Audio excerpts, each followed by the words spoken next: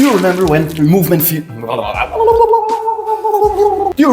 movement used to feel effortless? Running, jumping, climbing, your body just knew what to do. But years of sitting and stress have made us tight and disconnected. Now here's something nobody, and I mean literally nobody, will tell you about tightness. It will never, and I mean never, really go away. Back in the day when I was barely able to touch my knees when bending forward, I felt tight as f. Now that I can touch my palms to the ground easily, even go into a full pike position, I still feel super tight when I wake up in the morning. And you know what? Most people actually think that stretching is enough, but here's the truth, it is not. And that's because our bodies are designed to constantly move like a wild animal. Fast, powerful, and free. But instead of that, years of sitting around have locked up your hips, your shoulders, your back, your knees. That's exactly why I built this two-part mobility routine. One a little bit easier, one a little bit more advanced, with movements that target your most common tight spots. So if you feel like rewilding your body and feeling capable in every one of your movements, this is where you start. So if you're ready, let's go and have some fun. Our starting position will be in a deep squat because working in those very low positions is one of the best ways not only to work on your mobility, but to combine it with a lot of strength specifically for your legs, which you're gonna need later on. If you cannot lower into a deep squat, use some elevation for your heels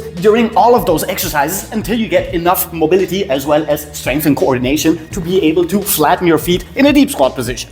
Bringing your palms to the ground, we just want to try loosen up a little bit before you truly get started, which means that we're going to elevate our hips as far as we can. If you can extend both legs completely, do so. If you cannot, do not worry about it. This is just as fine as this. Over time, you will definitely become better at this. Lower down and extend just a handful of times, as relaxed as possible. Third one. Reverse. And the final one, which we're going to hold for 3, 2, 1, and reverse. Now, starting with the very first thing we truly need to work on, hip, knee, and ankle mobility, we're going to go into internal hip rotations on one side before we reverse into internal hip rotations on the other side. Now, you can work a little bit slower, you can work as fast as you can, that is up to you. If you want to build more strength and endurance, you can work with explosive movements. If you want to work more on coordination, as well as enjoying some of those stretchy bits in the movement, you can do so as well. One more time, internal, and one more time, internal on the other side. The more upright we stay in all of those exercises, the more strength we will be building, specifically also for our core and our hip flexors, which are going to be there to balance our body throughout all of these exercises. Now, we're going to double down on those internal rotations with short crossing over movement patterns. As you notice, we're also working a lot on our ankle flexion, which in turn is going to help us later get into a flat-footed deep squat as well. Internal with crossover. Stay upright in your upper body, internal with crossover. You can take as many breaks as you want during this routine, of course, and 5 to 10 minutes a day, if you can do it daily, would be absolutely enough. One more time, and one more time on the other side. And now we're gonna move into some slight external rotation from our starting position, knee down to the floor, rolling over our toes, bring our knee to the floor, pushing our hips forward, flexing our posterior chain, our glutes and our hamstrings, while lengthening our anterior chain, our hip flexors, quads, and lower abdominals, before using our strength and control, reverse into a deep squat and repeat on the other side, actively pushing our knee out before we push our hip forward.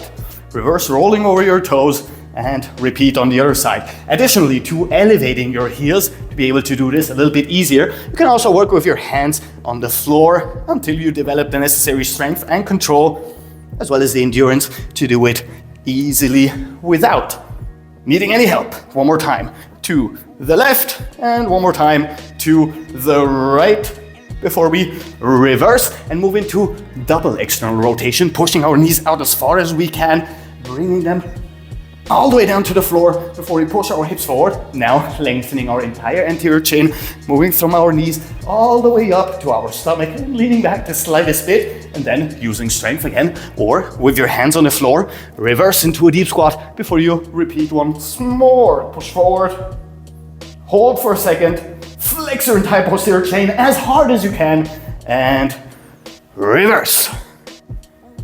Hold for a second, and reverse. And be sure to push your knees out as far as you can. You're also going to feel it a little bit in your hip joints. Just be sure that you do not have any pain. Some discomfort is perfectly okay. Having real pain in your joints, not so much. There you go. One final time, reversing to a flat-footed deep squat and moving into this pseudo hip thrust before we reverse once more. Now, just to avoid some cramping, hands on the floor, we're gonna go into another extension. Hold for a second, reverse into a deep squat, and one final time before we move on, extend your legs and reverse. Now, all of the exercises before that have been preliminary, so we can do this specific exercise, combining internal rotation, rolling our toes, flattening our foot into complete ankle extension, and combining it with external rotation on the other side. And now comes a really important part, being able to reverse this on your own without the use of your hands before you move into the same position in the other direction. This 90-90 deep squat switch is one of the best mobility exercises you can do for your lower body. And in a moment, I'm going to show you how you can add upper body mobility to this one as well. Reverse, you can work with your hands, roll over your toes, move into external rotation on the other side, place your butt on the floor, hold this position for a second if you want to, and reverse, repeat. One more time, to the right side, and then we're gonna slowly start adding upper body mobility as well. Most importantly, spinal mobility. Once we are in our 90-90 switch, we're going to cross over one arm, in this case the right one, to the left leg, and we're going to actively use it to push our upper body into more and more of a rotation in our lumbar and even in our thoracic spine. Once we turn our neck, we have rotation in our entire spine and lengthening our quads and our hip flexors now even more. Hold for a second before you reverse. Repeat on the other side. Hold for a second. Now we're also building a lot of strength in our upper body to turn us sideways before we release. And repeat 2 more times, one on each side. To the right, reverse. To the left, reverse. And now we're gonna make this even more effective, once again combining internal and external hip rotation, now with as much upper body rotation as we can muster, bringing both our hands to the floor and now actively lowering down as closely to the ground as possible until our face touches down. Now, not only does this feel absolutely amazing as a stretch, but it basically works on your entire body mobility, moving through your ankles, as you can see, our knees, our hips, lengthening our hip flexors, turning our entire spine, and lengthening our lats and our obliques as well, and adding the tiniest bit of shoulder mobility before we reverse, using core strength, leg strength, and control to reverse the entire movement. Switch into the other direction with as much rotation as we can, bringing our arms down as well. We're gonna do this 2 more times for each side. So, internal, external, upper body to the left, face to the floor, hold a second. And internal, external rotation, upper body to the right, hold for a second. And now for the final time, we're going to hold this amazing stretch for a handful of seconds. 5, 4, 3, 2, 1. Up, reverse. Repeat a final time on the other side. Face down, hold. 5, 4, 3, 2, 1. And finally, moving back from the deep squat into another extension. Another deep squat. The final extension, which you're gonna hold for another 5, 4, 3, 2, 1. And then, if you can, back into this deep squat. We're gonna pull in our shoulders as far as we can, open up our arms, push our knees backwards, opening up our hips and our adductors, bring our chin all the way down to our chest so we have complete spinal flexion added to the rotation we've been working on for a handful of seconds, statically. This video is sponsored by you, 25,000 subscribers, 25,000 sponsors. Each one of you, the only reason why I can make those videos. So thank you all for getting us to this insane number. I still can't wrap my head around it. If you'd have told me like 3 years ago I'd have more than 10 people watching my videos, I'd have been like, shut the fuck up, you liar. Now look at us. Look where we are. So if you're not yet part of us, come on, join us. What are you waiting for? Leave a like, subscribe to the channel. We've got lifting, we've got calisthenics, we've got primal movement, we've got stretching, we've got Pilates reformer, we've got yoga, we've got pretty much everything you could ever want when it comes to fitness and quality of life and health. So join us and maybe we can reach the 100K by the end of this year. Maybe, who knows? Who knows? I don't know. Do you know? You don't know. I don't know. Nobody knows. This moves us to our second routine, which is going to require a little bit more strength, a little bit more coordination and flexibility. However, the first routine should be priming you for the second one. Now switching from our last base movement, the deep squat, to our new base movement, the Cossack squat, starting with both feet fully parallel, legs completely extended, we're going to go into very short Cossack movements, bringing our hip closer and closer to knee height, holding for a second, lengthening our adductors before we reverse and repeat on the other side. For now, every time we switch directions, we will do so by first extending all the way up and then moving all the way down on the other side, because we want to add that quad and leg strength dominance as well to all of these exercises. One more time. To the right.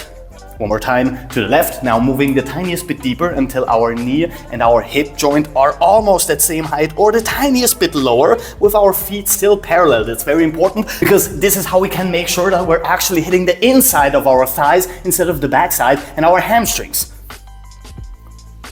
One more time to the left. Final time to the right, and now we're going to increase our range of motion, start elevating our heel and moving into external hip rotation on one side. Now, as said before, switching the stretch from the inside, our adductors, to the back side here, pushing our hips down before reversing all the way up and all the way down, adding this quad strength dominance. If you do not have that strength, hands on the floor, switch all the way up, switch all the way down. And if you don't even have that much flexibility and strength, place a book or a yoga block on the floor and repeat just like so until you develop the necessary strength and flexibility. One more time to the left, all the way up, external rotation, pushing our hips down, all the way up, and final time on the right side. And now, just as we did before, we're going to start adding hip flexor flexibility with posterior chain strength inclusion by pushing our hips forward. And then having to reverse by using our hip flexors to flex our hip, move all the way up, using our quads all the way down, and once again, knee down, hip forward. And once again, reversing, flexing our hip, extending both legs, and repeating on the other side. One more time to the right, all the way down, all the way up, and one more time for each side, adding a little bit more speed, so we add a little bit more strength endurance to this exercise as well. And now we're gonna switch it up, moving down all the way. Instead of moving forward with our hips, we're going to actively push them backwards as far as we can. If your end of range of motion is here, do not worry about it. What you have to be working on is getting that butt all the way down until we touch down fully with both our butt as well as the extended leg all the way with the posterior chain. We're still rolling over our toes. Do not flatten your leg on the backside. That is very important because this is going to give us the maximum ankle mobility. We're also working a lot on putting rotational forces on our knee to strengthen it if we ever get into one of those compromised positions where we have those rotational forces putting pressure on the joint. Once again, reversing can be done with your hands on the floor, just like so, or now requiring a lot of strength, like so, before we repeat on the other side, knee down and pushing our hips backwards. I would highly advise too, in the very beginning, even if you're super flexible and super strong in your legs, to work with your hands on the floor until your body and specifically your joints get used to that kind of movement pattern. One more time to the right side, and we're always switching all the way up as far as we can, even so we can add more posterior chain flexibility before we move into the same position on the other side. One final time to the right. And now we're gonna switch to the next exercise, which is finally gonna add some upper body mobility as well. Once again, Cossack squat all the way down. And now we're gonna move backwards. Right hand behind the right leg, which is the extended side always, just like so. And now we're going to have to flex our entire posterior chain to push our hip up as much as we can, lengthening our entire anterior chain on the left side, pulling our shoulder over, lengthening our fingertips. So now we have a stretch on the entire left side, holding for a second or two, requiring massive amounts of posterior chain strength before we reverse, move up all the way, move down all the way, and repeat the same thing on the left side. This stretch feels absolutely amazing and packs on a lot of strength and a lot of coordination for your entire body, specifically in those asymmetrical movement patterns that our bodies are built to go through. One more time for the left side, all the way up, all the way down, one more time to the right side. And now we're going to add even more strength and even more flexibility to this exercise. Instead of placing our hand on the floor, now we're going to slowly, carefully place our lower arm on the floor, which means that we're going to require a lot more strength to elevate and have a lot more stretch in the top of this movement pattern. Hold for a second. Reverse. Use your own strength to move forward, your own strength to move up, own strength to move down, and repeat on the other side. Elbow down, lengthen, hold for a second, reverse, and one final time for each side. All the way down, all the way up, and one fluent movement, all the way up, all the way down.